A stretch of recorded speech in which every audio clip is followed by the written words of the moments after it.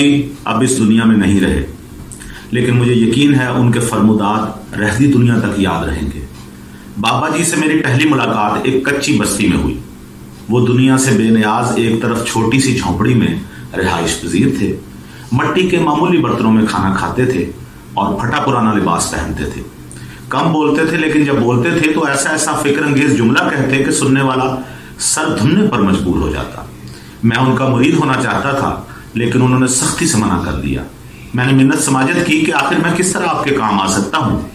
बाबा जी ने हल्का सा तबस्सुम फरमाया, फिर निहायत नरमी से मेरे कंधे पर हाथ रखते हुए बोले, बेटा मुझे किसी स्कीम में 5 मरले का प्लाट ले।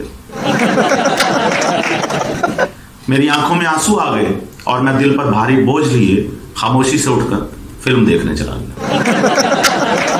बाबा जी सरापा मोहब्बत थे। मुझे उनकी सोहबत में 5 साल गुजारने का इत्तेफाक हुआ। यही 5 साल मेरी जिंदगी का हासिल है।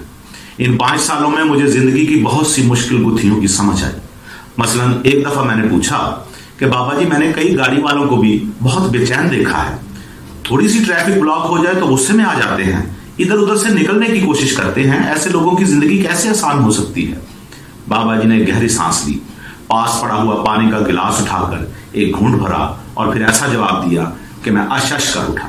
कहने लगे, बेटा इन सबको चाहिए ऑटो गियर गाड़ियां खरीद लें।